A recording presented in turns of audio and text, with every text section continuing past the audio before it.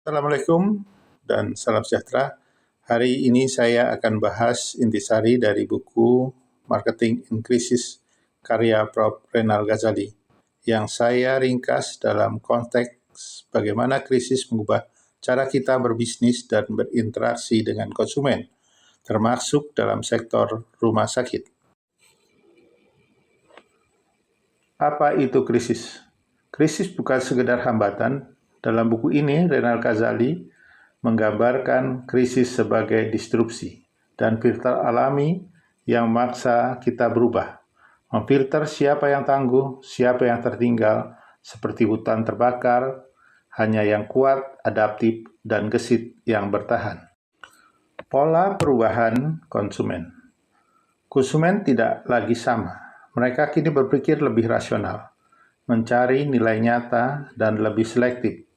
Mereka juga cenderung mandiri, beralih ke layanan digital, dan makin menghargai komunikasi yang penuh empati.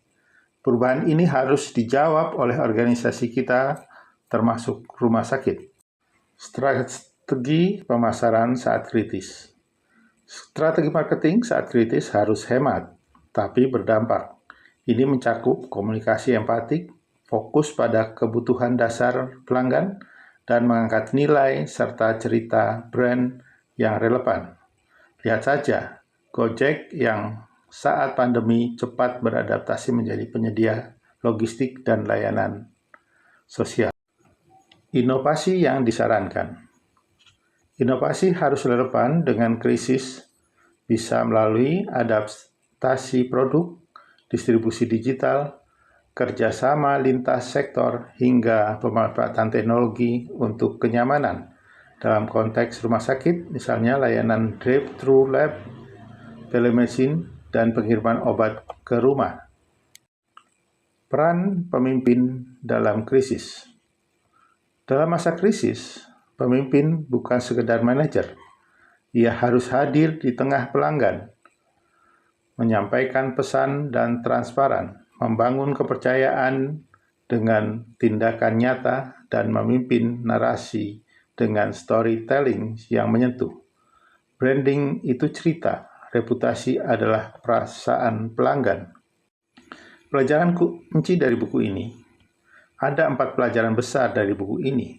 Krisis membuka panggung transformasi pemasaran, bukan sekedar jualan, tapi hubungan empati lebih berharga dari sekedar diskon, dan teknologi adalah pengungkit, bukan pengganti nilai.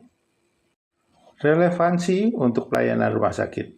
Bagaimana menerapkannya di rumah sakit?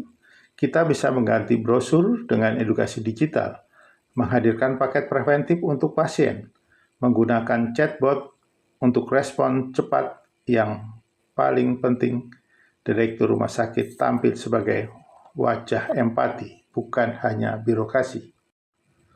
Rekomendasi aksi. 4 langkah penting. Audit ulang kebutuhan pasien pasca krisis. Reposisi layanan dari kuratif ke preventif. Gunakan digital marketing yang humanis dan konsisten, serta jadikan empati sebagai DNA layanan kita.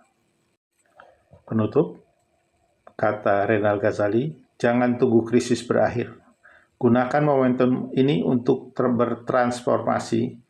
Mari kita jadikan krisis ini bukan hambatan, tapi peluang untuk membangun sistem pelayanan kesehatan yang lebih adaptif, manusiawi, dan berkelanjutan.